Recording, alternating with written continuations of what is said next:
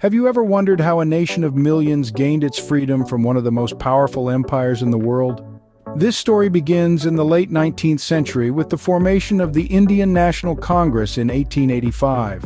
This organization became the primary vehicle for expressing the political aspirations of the Indian people. Not long after, in 1906, the Muslim League came into existence, representing the interests of the Muslim community. Together, these organizations laid the groundwork for a unified struggle for independence. Key figures emerged during these early years. Dadabhai Naoroji, often referred to as the Grand Old Man of India, played a pivotal role in shaping the ideology of the Congress.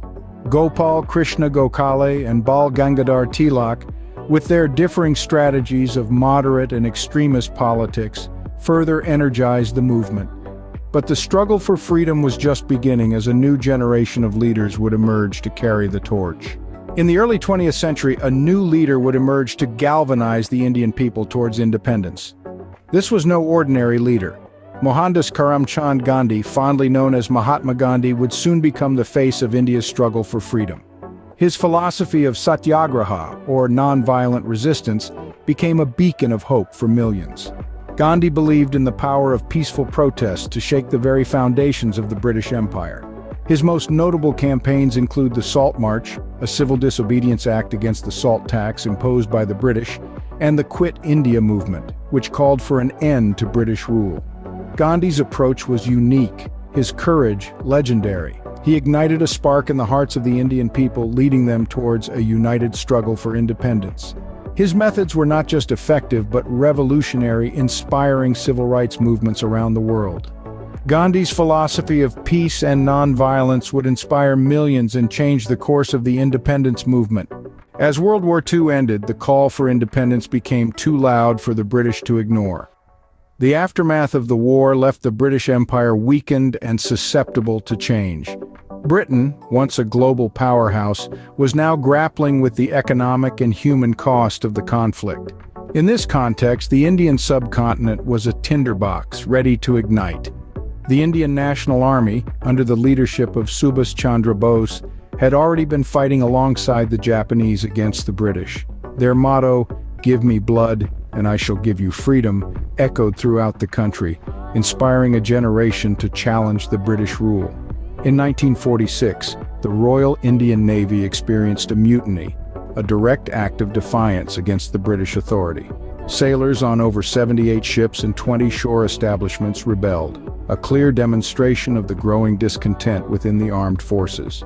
This mutiny was a significant tipping point, signaling to the British that their control over the Indian armed forces was dwindling.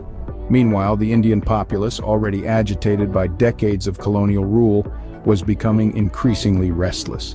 Mass protests, strikes, and acts of civil disobedience became the order of the day. The British found it harder and harder to maintain their grip on India, and the pressure for independence was mounting. The stage was set for the final act in India's struggle for independence. The flame of freedom, once a flicker, was now a raging fire ready to engulf the colonial rule, and the world was watching. On the stroke of midnight on August 15, 1947, a nation was born. As the world slept, India awoke to life and freedom. This was the moment that millions had sacrificed for, a moment that marked the end of British colonial rule and the dawn of independent India. Leading up to this monumental event, the wheels were set in motion by Lord Mountbatten, the last Viceroy of India.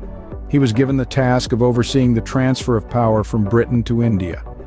Mountbatten, with his diplomatic finesse, orchestrated a peaceful handover despite the mounting pressure and intricate complexities. Yet this transition was not without its share of turmoil. The partition of India and Pakistan was a heart-wrenching chapter in the history of Indian independence. As the British drew lines on a map, millions were displaced, families were torn apart, and communal harmony was disrupted. The scars of partition still echo in the hearts of many, a poignant reminder of the price paid for freedom. Nevertheless, amidst the chaos and confusion, there was a glimmer of hope, a beacon of resilience. The tricolor flag hoisted high, fluttering in the wind, symbolized a new beginning. A beginning of self-rule, of democracy, of a nation poised to chart its own course in the annals of history. And so, after a long and arduous journey, India stood free and independent, ready to write its own destiny. From the formation of the Indian National Congress to the dawn of independence, India's journey to freedom was marked by sacrifice, courage, and an unyielding belief in the power of nonviolence. We've traversed this path, highlighting the rise of Gandhi, the final struggle, and the dawn of independence. Key figures like Gandhi and Nehru, among others, spearheaded this journey, their actions shaping India's history. Remember, a nation's history is not just a series of events, but a testament to the spirit and resolve of its people. The story of Indian independence is one such testament, a story of a people's unwavering quest for freedom.